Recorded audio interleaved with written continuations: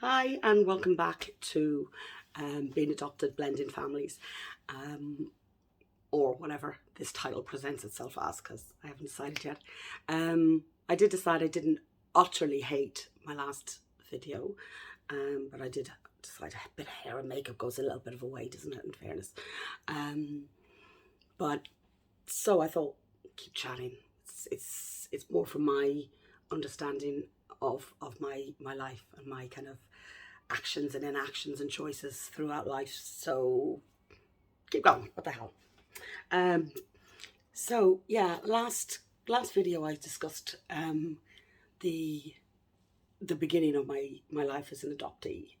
Well, the beginning of my life really, because I was always an adoptee, and kind of how that presented with some challenges in life, and like everything, I suppose things have a pros and cons, don't they? And some you don't know are pros and cons until you look back, and I think that's what I maybe hope to achieve from doing these videos, is to form an acceptance, I suppose, of the pros and the cons, and take ownership on the things that maybe I should have done or could have done better, and you know, forgive myself for the things maybe that were outside of the realms of my control. So I suppose I had said I was to tell you about meeting my biological family, but I think maybe just it's worth recapping a little bit more about the situation of being an adoptee in Ireland in the 70s, because it's probably very different to people's experience of adoption nowadays. Back then, everything was a closed adoption. It was like you didn't know where the person really was from. You had a general idea of kind of a sheet of information of kind of that you were given. And I mean, literally, we're talking about one paragraph. So it was very much shrouded in secrecy, and to be fair, some of it wasn't accurate, which, you know, is like, it doesn't seem like much when people get things wrong to a non-adoptee, but when that's the only bit of information that you have about kind of your origins, for me that was quite important. And I'm not saying that my experience is I'm not an emissary or a spokesperson for all adopted people, because they, like, everyone is going to have different, don't they, of different experiences and what was good and bad for them. But for me, I was very much clinging on to these kind of couple of sentences of things that I knew. I knew my birth mother was from Dublin. I knew that her name was June. I knew that her parents had died and that she had no ways of supporting me. So that was kind of all I knew about her and her side of the family.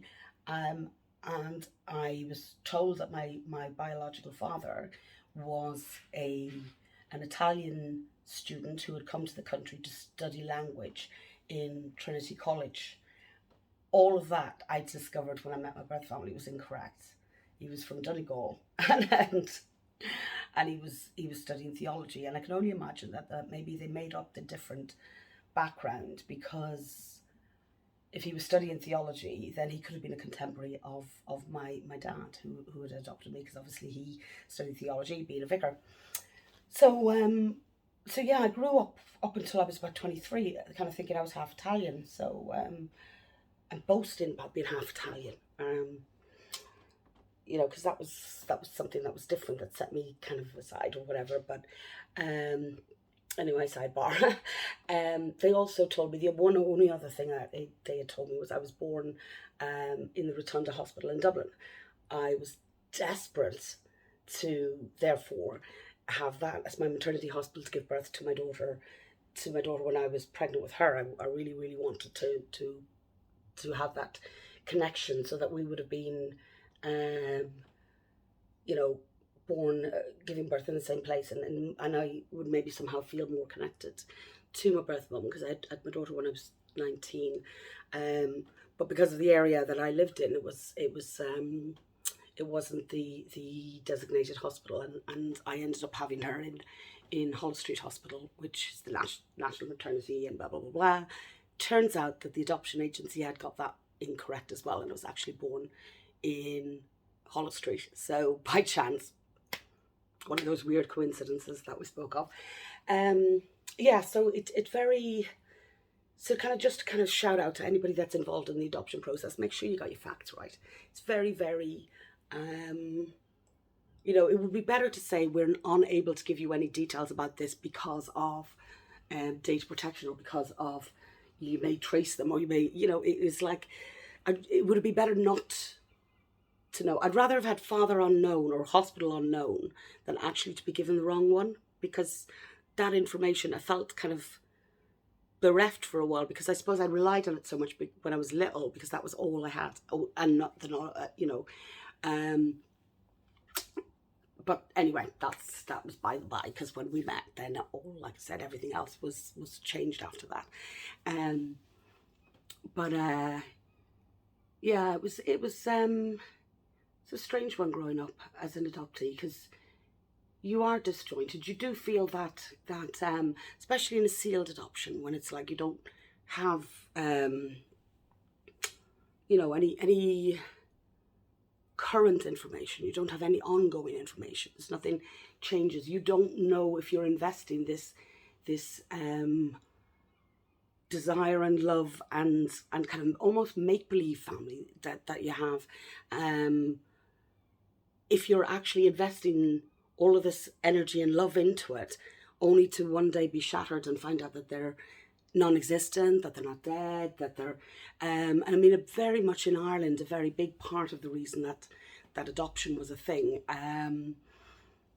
was it just was so frowned upon to be an unmarried mother. It was like, literally, you know, it just, you know, they had all these like Nazareth homes or laundries that have all come out now, and even more recently the kind of the Tuam babies, where, I mean, this is my era, this is the time I was in an adoption agency, that 9,000 babies were actually murdered by nuns and by the people that were supposed to keep them safe. And it wasn't just the Catholic homes that this was a thing in, apparently. I've recently spoken to my mum about it, and she's such a jolly creature. She said, "Oh, isn't it a good thing that didn't happen to you? Because it could just quite easily have been you." You know, it really was the kind of the shame of being an unmarried mother was so rife that a lot of the time mothers would have given their child up for adoption and would have gone on to live their lives and never have told another soul about that they would have carried this with them forever. So I was kind of always prepared, more expecting, and not just prepared. It was like, I really would have expected that would be the case, that like, yes, she gave this huge sacrifice for me, and I, like I said, that was never in doubt. I knew it was because it was born out of love, not born out of me being an inconvenience. It was she gave me up because she wanted me to have a better life, and that was always conveyed to me by my mum, who even on my birthday would always say, "Look, you know, now your birth mother is somewhere and she's thinking of you today more than any day," and she's crying, and it was used to be like, so birthdays were kind of this love-hate kind of thing. But where was I? Sorry. It was very much a sealed thing. So you'd done this adoption, you've gone back to your pre-pregnancy weight, you've gone back to your life, back to whatever village or wherever you'd come from, and you know, gone on to get married, gone whatever. And most women, or a lot of women, would never have ever breathed a word about this adoption or about this baby that was you know, their firstborn, and gone on to do whatever. So I kind of really expected that all my life, that, you know, I was this big secret, and it's you know, there's again, like I said, there's pros and cons with everything, isn't there, in life, and kind of checks and balances. And, you know, I could see the logic behind a completely closed adoption. I could see the logic because people want to go on and you know, And even if it is, it's a mistake. It doesn't necessarily, it doesn't mean that the child's not loved, you know. I mean, that is like, you know, regardless of what's occurred and the circumstances that led, this woman has carried a pregnancy to term, out of love and out of kind of passing on, you know, this childhood to another family is the greatest act of love that there can ever be, like, in my eyes. But, you know, regardless of kind of whether or not you went back to kind of pretending that you didn't exist or not, that's besides the point. This was still an act of love. You've got to look at things in their own compart of your life, rather than actually the whole greater scale, and kind of looking back on how, you know, hindsight's great, but it has a bias, doesn't it? It has that bias of, you know, how things have turned out, like, and you know that society has moved on, and, you know, so the closed adoption gave people the ability to be able to go back to their own lives. It also gave the adoptee a chance to be nurtured and socialized and brought up in a non-confusing whole lot of parents all dropping out of wherever, you know, kind of way. It was like, okay, so there you go. And so on paper, that works really well, doesn't it? It's like, yep, great, everyone's a winner, chicken dinner job. It doesn't ever account for all these weird kind of confusions of not quite fitting in, of the guilt of feeling that you're being disloyal to a family that you don't even know. Does that family know? Do you kind of like, where are they? Who are they? If I pass them on the street, are they dead? Are they in America? Or are they like blah, blah, blah? Yeah, and for some people, like, I mean, my brother's adopted as well, and I don't think it ever really bothered him. I don't think it ever, you know, he wasn't driven to go and find people. He wasn't, you know, it definitely has different. So it's all for different people. I'm not saying it's, you know, and one system is never going to fit all people, but that's kind of the reality of how it was for me. So,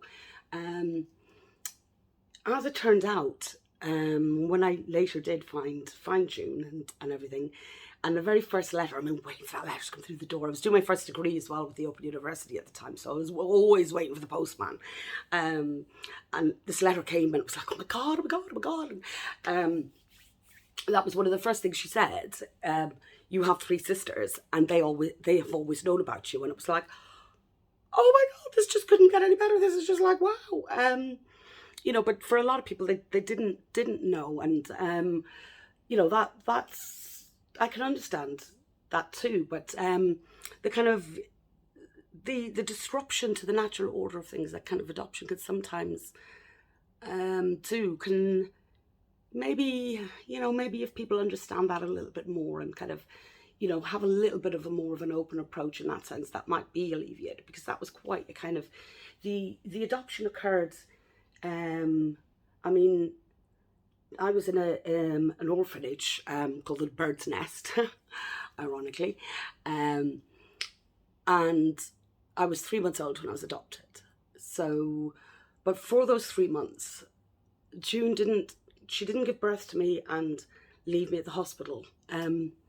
She actually she worked in childcare, and she lived on the north side of the city. The orphanage I was in was in the south side of the city. And she used to come and feed me every day. Now, that mightn't seem like an awful lot to kind of your average person when you're driving along, blah, blah, blah, blah, whatever.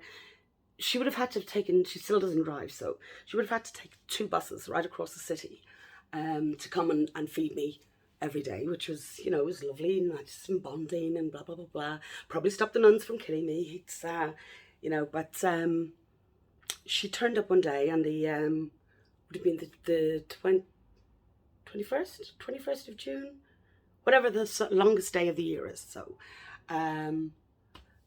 she turned up to feed me, and I wasn't there. I'd been adopted. And it was much later that I found out this story. And she ran out crying and was devastated, obviously, and they explained to her, that's for the best, this is the way we do things, this is the way that it needs to be. Clean break for both of you, blah, blah, blah. And I can never, you know, that really, you know, don't get me wrong, I've never felt malice towards her decision, ever, neither before nor after I met with June. Since then, we have blended a family. We've found a way of making it all work with all the craziness of all of our families. And so as a result, obviously, we've had ups and downs. We've had times when we've had blazing rows, and we've had times when things were, you know, really good. We've had times when we've not spoken, just like every other normal family. But that's never left me. That idea of her rocking up to feed her 3-month-old baby, that she knew she was giving up one day, but then I'm gone. That, you know, I don't think anyone could recover from that completely, ever. I don't. As a mum, I don't. And I think, you know, if you go down the Freudian route of psychology and everything, he would say that actually shaped my experience of bonding and my ability to form relationships or not, or blah, blah, blah, blah, blah. I don't know. I mean, even with kind of a degree and a master's in psychology, and I still don't know how much I can form to the kind of very early, you know, I mean, obviously I believe in attachment theories and stuff, but, you know, that one event, although it be traumatic at the time for me, I was then surrounded with so much love and adoration with my parents, who, albeit like were a little bit fingers and thumbs, because they got a phone call 2 days beforehand to say your baby's going to be ready. So, I mean, for everybody, that's like, woo, you know, imagine, right, you're there on a Friday, chilling out, you're planning your weekend, you're doing this, doing that, you get a phone call late Friday evening, can you come to Dublin on Monday because you're going to have a baby? Nature gives you 9 months. The Protestant Adoption Agency in Dublin gave you 2 days, 72 hours. You know, so those kind of things would have been, that's a very, very harsh clean break. But yeah, so I don't know, I mean, if Freud's right, and that's what caused me not to have good attachments for the rest of my life. But I certainly think that would have damaged June forever. You know, and I think, you know, it probably led her to really making sure that her next relationship and her next kind of encounter with pregnancy and having a baby was going to be the one that actually she was going to be allowed to continue to keep this baby. She wasn't going to actually go through this horrific pain again, because that's, you know, so she ended up then very, very soon after my birth, getting together with her kind of, what would have been her life partner then. And they hadn't married, but she went on to have my 3 sisters with him, and you know, that was quite a turbulent and violent relationship, and kind of had a lot of things where you would say, like, well, why would you not walk away? Why would you not leave this situation? This is a bad situation. But then if you continue to kind of bring it back to that horror that day that she went into that adoption agency and that baby was gone, that, you know, that to me makes a lot of sense as to why she would have put up with a lot of the stuff that actually others would not have in a kind of toxic relationship. It does kind of explain the woman an awful lot, really. But yeah, so that was a little bit more about kind of the actual circumstances of my adoption, and where it mightn't be as interesting as the last one. At least my hair looks a bit better, doesn't it? What do you reckon? I'm thinking so. But stick with me, because I want to explore more now. I'm quite eager to kind of go on with things and to actually think about all the kind of like stuff I've buried in the past of kind of being adopted and not actually analysed much through my kind of older adult eyes. So yes, so in the words of everybody else on YouTube, smash that like button, don't forget to subscribe, and please ask me any questions you want about being adopted or anything else that's come up in these videos in the comments, because I would love to be a little bit more interactive even. I know I've had like a whole 3 or 4 views so far, so I am like really excited about this getting out there. So yeah, please ask questions, because that would make it easier. Thank you.